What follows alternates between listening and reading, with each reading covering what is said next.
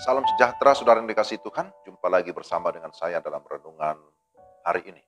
Sebelum kita membaca dan merenungkan firman Tuhan, mari kita berdoa. Terpujilah Engkau Tuhan kami, Tuhan yang Maha Kasih, Tuhan yang Maha Kuasa, yang berlimpah kasih setia dan rahmat. Kami bersyukur ada kesempatan bagi kami untuk mendengarkan firman-Mu. Kami memohon supaya terangilah kiranya hati kami, supaya kami dapat memahami kebenaran firman-Mu dengan baik. Dalam nama Tuhan Yesus. Amin. Efesus 1 ayat 3. Terpujilah Allah dan Bapa Tuhan kita Yesus Kristus, yang dalam Kristus telah mengaruniakan kepada kita segala berkat rohani di dalam surga. Demikian firman Tuhan. Tema kita, berkat yang tak berkesudahan. Saudara yang dikasihi Tuhan, bagian pertama dari surat Efesus melukiskan tentang kehidupan baru yang Allah karuniakan kepada kita di dalam Kristus. Maka terhadap segala karunia Tuhan, Rasul Paulus mengajak kita untuk memuji Tuhan. Maka ayat ini dimulai dengan terpujilah Allah. Dia berkata, terpujilah Allah dan Bapa Tuhan kita Yesus Kristus, yang dalam Kristus telah mengaruniakan kepada kita segala berkat rohani di dalam surga. Sekali lagi kita garis bawahi, segala berkat rohani. Dalam ayat ini sangat jelas bahwa pujian ditujukan kepada Allah yang sudah mengaruniakan segala berkat rohani, yaitu berkat yang tak berkesudahan. Allah lah yang menjadi sumber segala berkat.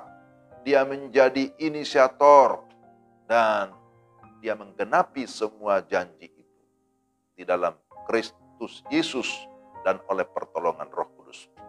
Apa saja berkat rohani yang disediakan bagi kita orang-orang percaya? Berkat rohani yang kita terima bisa diuraikan berkaitan atau berhubungan dengan 3 bentuk waktu. Masa lampau, masa sekarang, dan juga masa yang akan datang. Berkat masa lampau, yang pertama disebutkan di sini bahwa kita sudah dipilih. Di dalam Dia Allah telah memilih kita sebelum dunia dijadikan. Ayat yang keempat. Supaya kita kudus dan tak bercacat di hadapannya. Di dalam Dia, artinya di dalam Kristus. Dan sebelum keberadaan kita, Allah sudah memilih kita. Ini sungguh hal yang ajaib, itu di luar daripada jangkauan pikiran kita yang terbatas. Pilihan ilahi ini bersifat cuma-cuma. Dan tidak ada jasa apapun yang dilakukan oleh manusia. Pilihan Allah ini haruslah mendorong kita untuk bersyukur dan merendahkan hati. Tidak semua orang dipilih. Maka jika kita terpilih, itu adalah satu keajaiban. Itu adalah kasih karunia semata-mata. Yang kedua, berkat yang dialami sekarang. Bahwa dikatakan dalam ayat yang kelima, dalam kasih Ia telah menentukan kita dari semula oleh Yesus Kristus untuk menjadi anak-anaknya sesuai dengan kerelaan kehendaknya. Jadi kita diangkat menjadi anak-anak Allah. Kita dipilih untuk diangkat menjadi anak-anaknya. Betapa kita bangga tentu menjadi anak Allah. Amin. Kita berbahagia disebut sebagai anak Allah. Kita pasti marah kalau kita disebut dasar anak iblis, anak setan. Karena itu memang bukan natur kita sebagai orang percaya. Pengangkatan menjadi anak, menjadikan kita menjadi ahli waris kerajaan surga. Itu merupakan hak istimewa. Namun sebagai anak tentu juga ada tanggung jawab yang harus dikerjakan. Yakni kita harus mengikuti perintahnya, menjalankan amanatnya. Bahwa kita diperintahkan untuk terus memberitakan kabar baik kepada orang-orang yang belum percaya. Dan yang ketiga, terakhir, berkat yang akan kita terima kelak. Dalam ayat 10 dikatakan sebagai persiapan kegenapan waktu untuk mempersatukan di dalam Kristus sebagai kepala segala sesuatu, baik yang di surga maupun yang di bumi. Jadi ini bicara tentang kesatuan kekal atau persekutuan kekal. Bahwa semua orang yang sudah percaya akan masuk dalam persekutuan kekal. Segala sesuatu itu, yang dimaksud ini segala sesuatu, mencakup orang Kristen yang hidup dan yang mati. Artinya yang masih hidup dan juga yang sudah mati. Kalau Kristus datang, semua akan dipersatukan. Mereka yang berada dalam Kristus, yang sudah dipilih dan diangkat menjadi anak-anaknya, yang sudah mengalami penebusan ataupun pengampunan, maka pada suatu hari akan dipersatukan secara sempurna di dalam kerajaan yang kekal. Kesatuan yang kekal, yang memberikan kita kepastian hidup yang kekal bersama dengan Allah selama-lamanya.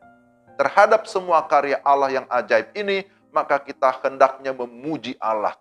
Semua berkat rohani ini hanya datang dari Dia. Semua hanya karena kasih karunia, sola gratia. Itu juga yang dikumandangkan oleh tokoh reformasi. Kalau kita ada, kita diselamatkan semua karena kasih karunia. Kalau kita mengalami berkat-berkatnya, itu semua hanya karena anugerah Tuhan. Apakah saudara sudah mengalami berkat-berkat Tuhan? Sudah mengalami berkat rohani dari Tuhan? Jadi kalau sudah, mari kita tetap dengan rendah hati, bersyukur kepada Tuhan. Pujilah Dia dengan segenap hati. Mari kita berdoa. Tuhan, terima kasih untuk segala berkat yang Tuhan sudah berikan kepada kami. Bukan hanya berkat sementara di dunia, tapi berkat yang kekal, yang tak berkesudahan, yang Kau sediakan bagi kami, yaitu keselamatan yang kekal. Karena itu kami memuji Engkau, kami bersyukur kepadamu, karena apa yang Engkau sudah berikan secara cuma-cuma, sesungguhnya bukanlah hasil usaha kami, bukan karena kebaikan kami. Karena itu Tuhan, terima kasih. Dan Tuhan terus menolong kami, supaya kami hidup di dalam ucapan syukur, memuji Tuhan, dan terus taat kepada kehendak. Dalam nama Tuhan Yesus kami sudah berdoa. Amin. Demikian renungan kita hari ini. Tuhan memberkati saudara-saudara sekalian. Selamat beraktivitas. Salam.